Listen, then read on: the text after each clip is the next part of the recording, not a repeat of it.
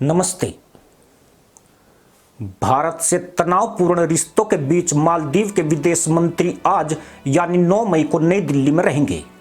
मालदीव से भारतीय सैनिकों की वापसी की डेडलाइन से एक दिन पहले विदेश मंत्री मूसा जमीर के भारत आने को दोनों देशों के मौजूदा रिश्तों में एक नए मोड़ की तरह देखा जा रहा है।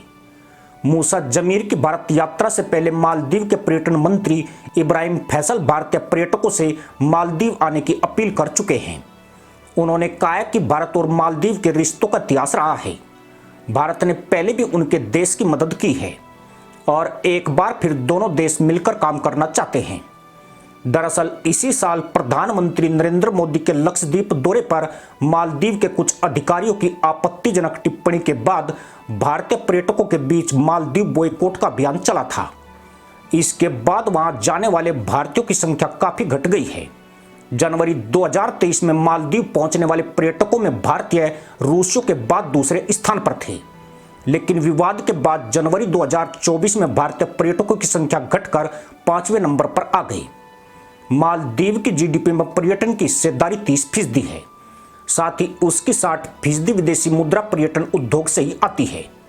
लिहाजा भारतीय पर्यटकों को अपने यहाँ आने की उसकी अपील को उसकी गिरती अर्थव्यवस्था संभालने की कोशिश के तौर पर देखा जा रहा है। साथ ही मालदीव के विदेश मंत्री की इस यात्रा को भी भारत से रिश्ते सुधारने के संकेत के तौर पर देखा जा रहा है। सवाल उठता है कि क्या यह डैमेज कंट्रोल की मालदीव की फौरी रणनीति है या फिर भारत से रिश्ते बेहतर करने की उसकी दीर्घकालीन रणनीति का हिस्सा है। असल में राष्ट्रपति मोहम्मद मोइजू की पार्टी का रुख भारत विरोधी है।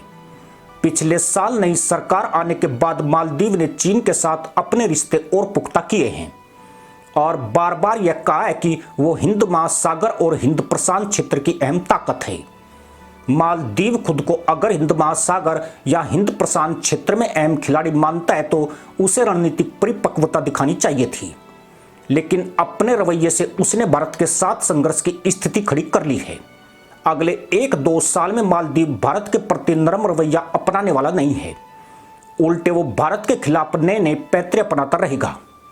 जहां तक मालदीव के पर्यटन मंत्री के बयान और विदेश मंत्री के दौरे की बात है तो दो देशों के बीच संबंध कितने भी खराब हो, लेकिन कूटनीति में ऐसे औपचारिक चैनल खोले रखने पड़ते हैं। मालदीव की ओर से ऐसा कोई बयान नहीं आया है जिसे भारत मालदीव संबंध को सामान्य बनाने में किसी बड़ी सफलता का संकेत माना जा सकता है। इस बीच भारत के विदेश मंत्रालय ने कहा है कि मालदीव हिंद महासागर में उसका एक महत्वपूर्ण पड़ोसी है और विदेश मंत्री जमीर का दौरा दोनों देशों के बीच संबंधों को और मजबूती प्रदान करेगा। इससे पहले भारत ने मालदीव को अंडे, आलू, प्याज, चीनी, गेहूं, दाल, नदी की रेत और स्टोन एग्रीगेटर जैसी चीजों का निर्यात बढ़ाने का ऐलान किया था। मालदीव का पर्यटन मंत्रालय अभी नहीं बल्कि पिछले कुछ समय से लगातार अपने यहां भारतीय पर्यटकों को आने की अपील करता रहा है। हाल के दिनों में मालदीव ने जिस तरह से भारतीय विरोधी रवैया अपनाया, उसके बाद भारत की ओर से तीखी प्रतिक्रिया की आशंका थी, लेकिन भारतीय प्रतिक्रिया में सोशल मीडिया में दिखने वाली मालदीव विरोध की झलक नहीं थी। भारत का जवाब बड़ा संयंत्र रहा है। भारत ने अपनी ओर से ऐसा कोई कदम नहीं उठाया जिससे उसे गैर जिम्मेदार ताकत करार दिया जाए।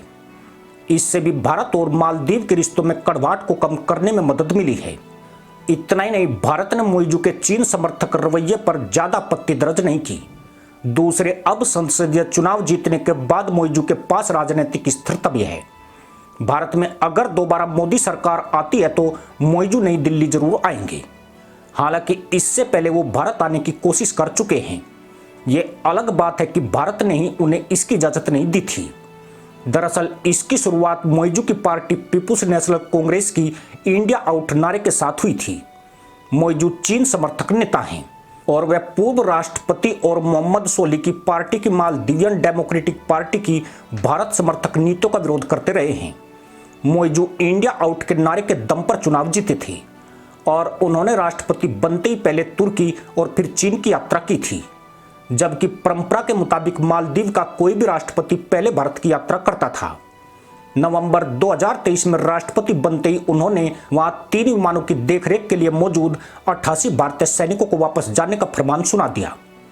इस बीच दोनों देशों के रिश्तों में उस समय और तनाव देखने को मिला जब जनवरी 2024 में भारत के प्रधानमंत्री नरेंद्र मोदी ने लक्षद्वीप की खूबसूरती की तारीफ करते हुए ट्वीट किए और कुछ वीडियो भी पोस्ट किए।